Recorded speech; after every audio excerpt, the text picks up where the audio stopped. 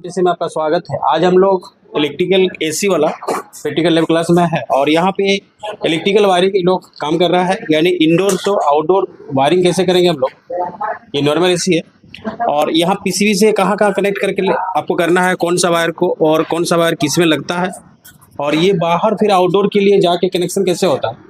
वही स्टूडेंट ये कनेक्शन को कर रहे हैं तो ये कितना कुछ सीखने में आया इन लोगों को, क्योंकि जब हम लोग का पीसीबी में इंडोर टू आउटडोर कनेक्शन करना हो तो जानना होगा कौन सा वायर आउटपुट के लिए जा रहा है, कंप्रेसर को स्टार्ट होने के लिए या आपको कंडेंसर फैन को स्टार्ट होने के लिए, और रिले का इनपुट पिन कौन सा है, यानी पावर रिले का मेन जो हम लोग लाइन देंगे, जो स्टेबलाइजर से होते हुए आपको इनपुट लाइन आएगा, वो पावर रिले के किधर जोड़ना है, उसको हम लोग कैसे पहचान करेंगे, वो सारा चीज़ इसमें दिया हुआ है।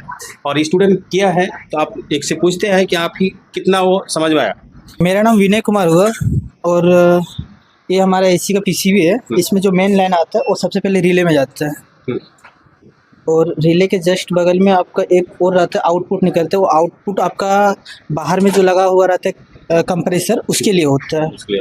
और इसी के जस्ट बगल में एक और वायर निकला हुआ रहता है, वो आपका फेज वायर होता है। फेज वायर ये हो गया हमारा, और यहाँ से फिर आपका कनेक्टर है, उसमें कनेक्ट होता है और यहाँ से फिर आपका आउटडोर में जो कंप्रेसर होता है उसके लिए जाता है।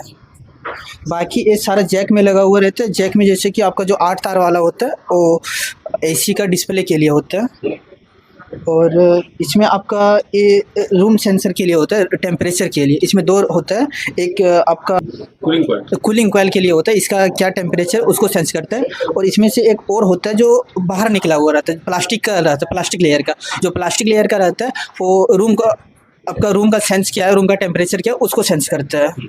उसी हिसाब से हमारे यहाँ पे मतलब सारा चीज़ का एक कनेक्शन अभी हो रहा है और हम लोग उसी का प्रैक्टिकल कर रहे हैं।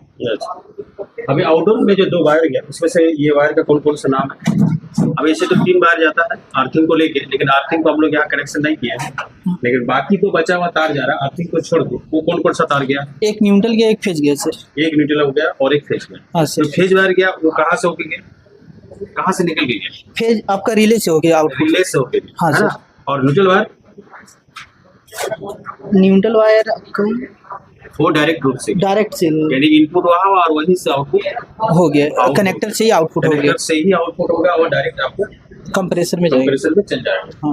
और जब हम लोग का यहाँ से आउट होगा तब कंप्रेसर चालू होगा। हाँ या पहले चालू हो जाएगा। नहीं, यहाँ से होगा, किसी भी से जब इंफॉर्मेशन मिलेगा, हाँ। आउटडोर को इंफॉर्मेशन देगा तभी आपका कंप्रेसर चालू होगा। अदरवाइज जब तक ये लाइन इधर से नहीं गएगा तो कंप्रेसर चालू नहीं होगा।